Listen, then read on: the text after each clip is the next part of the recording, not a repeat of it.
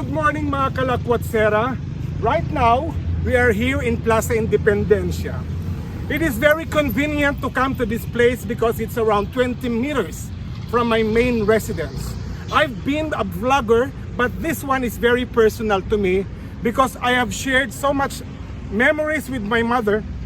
With my mother every time we decide to exercise. This is the most convenient place to go. One trivia mga kalakwatsera. Sa baba nito ay ang SRP tunnel. Itong daan na to. Sa ilalim nito ay ang SRP tunnel. This was not the real structure of Plaza Independencia kasi iniba nila ito. While they were taking the tunnel, iniba. They have uprooted yung mga kahoy dito, yung mga century-year-old na mga kahoy, uprooted them, inilagay sa ibang mga location, and what is left are few trees na nilagyan ng mga braces to sustain and be able to cure. So kung makikita ninyo ngayon, yung mga century-year-old na mga kahoy na yan, they were planted here way back in the late 1800s. At the same time, itong mga kahoy na to ay siyang nagbibigay shade sa mga taong namamasyal dito, especially on weekend. Come on mga kalakwatsera, join me as we explore Plaza Independencia in Cebu City.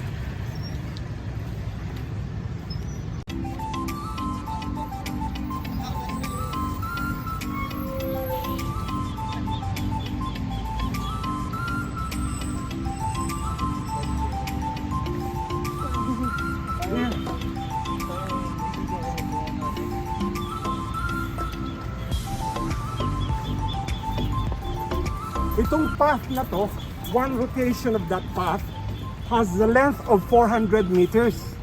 And this is very friendly for family to come early in the morning if they decide to run or do a healthy exercise because of the shade, the century-year-old shade, at saka there are security guards who will man the security. Kaya napaka-safe to sa pamilya na gustong pumunta dito to do an early morning run, or if not on Sundays, mag-stroll with your lovers and family. Come on, join me.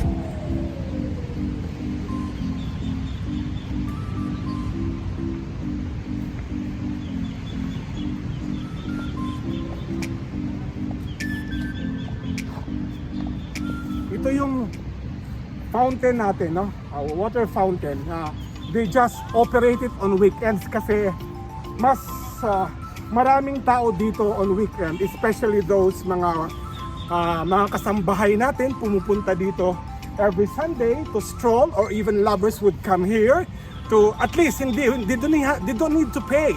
They don't need to pay to have a leisure time with their family and loved ones. At sa ngayon, dahil sa ganitong oras, namamasyal ang mga tao dito, mga ka-Cebuanos ko, to do an early morning exercise. As I said, very safe po dito. At saka this lush of greenery, hindi ka matatakot huminga sapagkat you will be breathing fresh air at the center of the city of Cebu. That is amazing mga kalakwatsera. Yeah, thank you.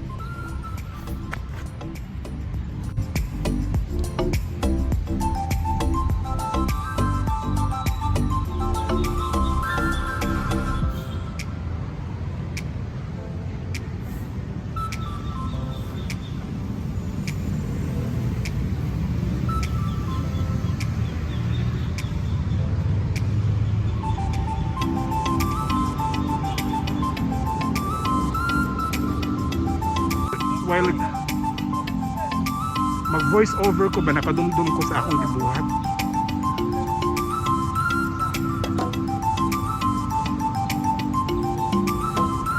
Habi ni mo na ilawom dong, ano ni, kanang ang tunnel ni nato. Ang ilawom mana, usa ka kilometro katas mo na siya.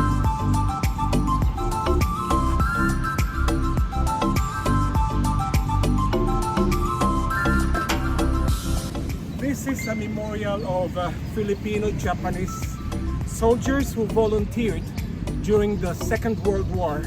It was not only in Manila where great devastation, structures, and civilian casualties died because of the cruelty of war.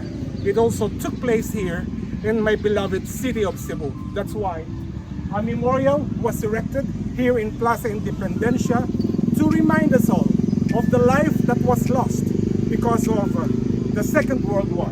And the memorial says, this memorial is dedicated to the Filipino and Japanese war dead during the last war. Time has taught us a lesson that no gains has been achieved by victories in war. On the other hand, peace has brought about love and brotherhood amongst the peoples in this earth. It is therefore our hope that there shall be no more wars in the future to come upon us, and that everlasting peace shall reign in this earth. Let us all spread love and not war, mga kalapatsa. Thank you. Mga kalakwatsera, this part of the structure is very emotional to me kasi part ito ng kabataan ko. Inilagay itong structure na to para magiging parang traffic kasi noon wala pa mga traffic lights. Yung police po ang nagmaman ng traffic way back in the 70s. Dito po siya nakaakyat, yan po. Tapos kami mga tao dito, hindi kami tumatawid sa daan, just anywhere else, no? We always follow kung saan yung pedestrian lane to cross, doon talaga kami tumatawid. Kaya nga, in the 70s, during the martial law, disiplinado po ang mga tao. So, ang mamang police na to, dito po siya po ang nagmamando ng traffic, no? Halimbawa, kung may mga kukonting sasakyan na nagsastop, at sa kami mga kabataan, kasi high school kami, dito kami nag-CCAT, no? Dito kami nag-drill, no? Military drill. Tatawid kami sa daan, tapos yung mamang police, siya po sumisenyas ng kanyang kamay. Hindi namin kailangan no ng mga traffic lights. All we have to do is abide by the law. And during the 70s, the students, I was in high school during the 70s, so we were so disciplined. Ang discipline na po was inculcated in our mind. That's why there, it was written, it was enshrined on the structure. Discipline na po, that's what we need. Any form of government will fail if we don't have any discipline in ourselves. Maraming salamat. Pasalamatan natin ang mga farmers who came here para ma-beautify yung landscape natin. Especially ng panahon ng pandemya talaga kasi Plaza Independencia was closed down to the public. So naalagaan talaga yung mga tanim dito and it was all manicured. So napakaganda sa aesthetic, napakagandang tingnan. At I am appealing to the public na sana you throw your garbage properly. May mga designated po tayo mga garbage bin. Doon po natin itapon ang ating mga basura. Don't throw your garbage anywhere. You have no right to loiter on a place that is being cared by the city government. Pangalagaan po natin ang lugar. Itapon po natin sa tamang lugar, sa tamang basurahan, yung mga plastic nyo, yung mga baon nyo dito so that you can help the city clean up. Okay? Maraming salamat po. Join me. Pagtigil lang ang camera.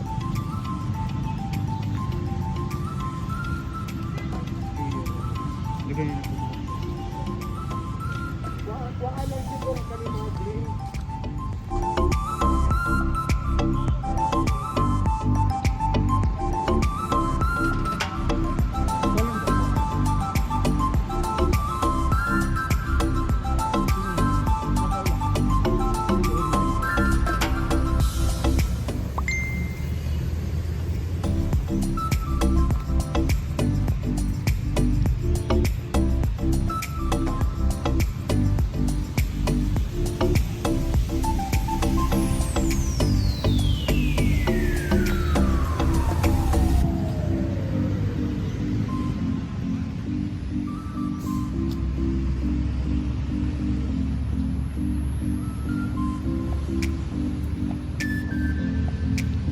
Ito po yung obelisk ni Miguel Lopez de Legazpi.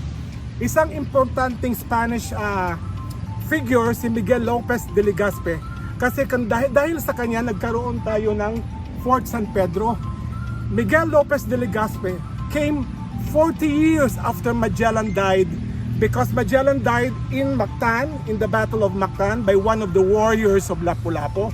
So to continue the expedition to prove that the world is round, Miguel Lopez de Legazpi came and stayed in Cebu for a couple of years and formed parang Spanish military forces to protect the land from the pirates. Kaya nga itinatag yung Fort San Pedro, that triangular shape na fort, to oversee the island, because Cebu is surrounded by the body of waters, at ang mga kalaban po ng mga Cebuano ay ang mga pirata na kikidnap ng mga natives dito para ibenta yung mga natives as slaves sa different islands like Indonesia, Sabah, or neighboring countries, na ginagawa pong mga slave ang mga native na mga, hindi pa mga Filipino yon, mga native na mga tao dito sa isla ng Cebu. Kaya nilagyan po ng Fort San Pedro, and that is attributed to Miguel Lopez de Legazpi. And that obelisk that you see right now there stood for more than 100 years. The obelisk of Miguel Lopez de Legazpi. Maraming salamat po.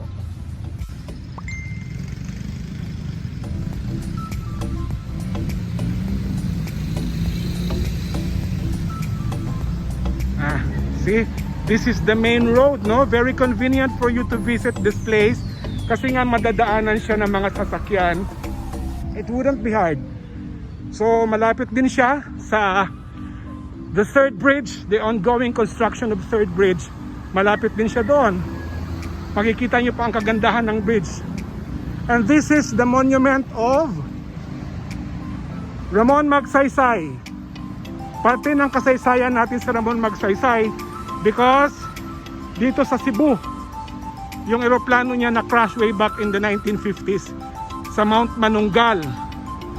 Doon po na crash yung eroplano ni Ramon Magsaysay with the 21 most cabinet members at saka mga media men na namatay sa makasaysayan na airplane crash. Kaya may monument dito ni Ramon Magsaysay.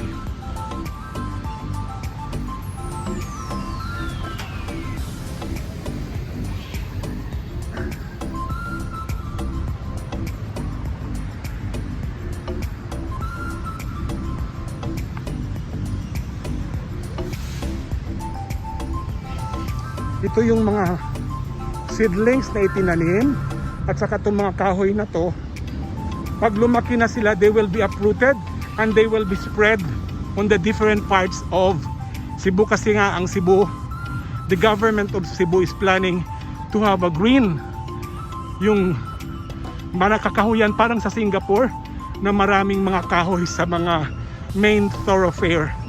Lalagyan ng mga kahoy. Kaya nga nagtatanim talaga ang mga dito, ang city government are encouraging to plant trees. And ang area na to, ito yung sabi ko, ginawang detainee area, yung mga curfew violators. Ayan, dito sila, yung hindi nagwe-wear ng mga mask, yung nadakip sa curfew, you have violated the curfew, dito sila. They are detained here until makabayad sila sa penalty. So dito sila natulog, at they will be given, magko-community service sila dito ngayon. At the same time, warning before they will be imprisoned. So tandaan sa Cebu City may curfew pa tayo, and observe the minimum health protocol of wearing mask and social distancing.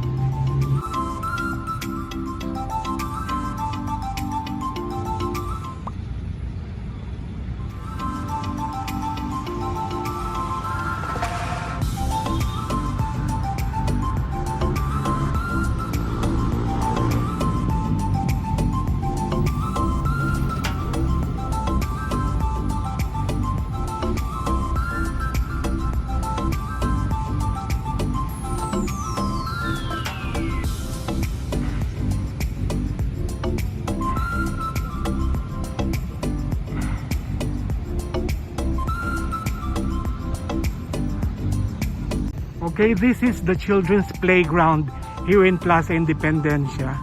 But children 10 and below, I think, are not still around, allowed to go out publicly without.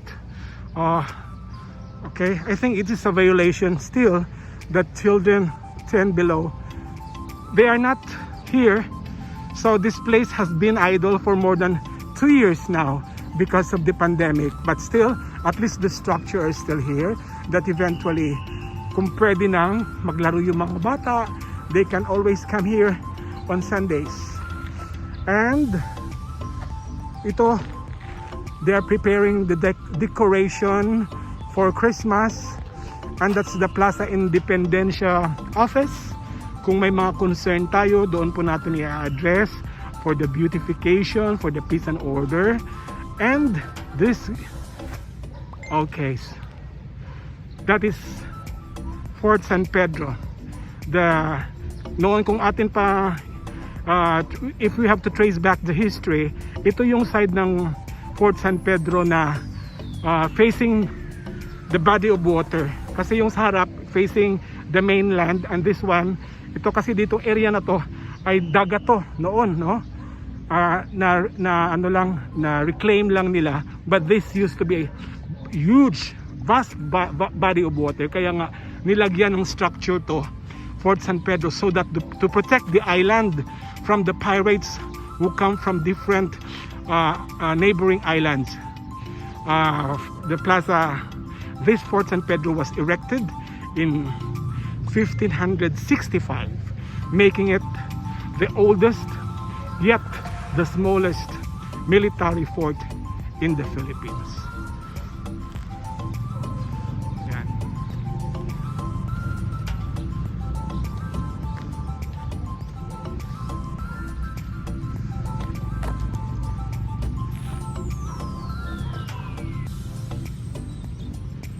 Napakamakasaysayan talaga ang Plaza Independencia.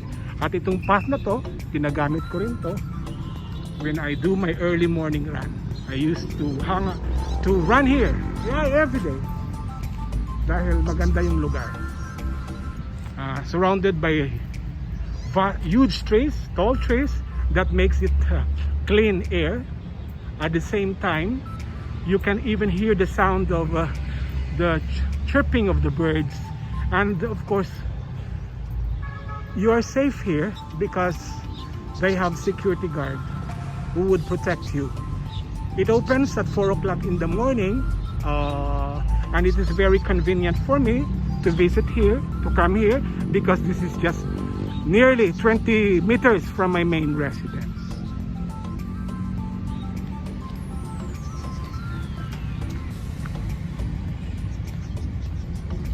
Mga kalakwatsera, ito po yung very lucky ko kasi mga estudyante po to sila ng Tihero.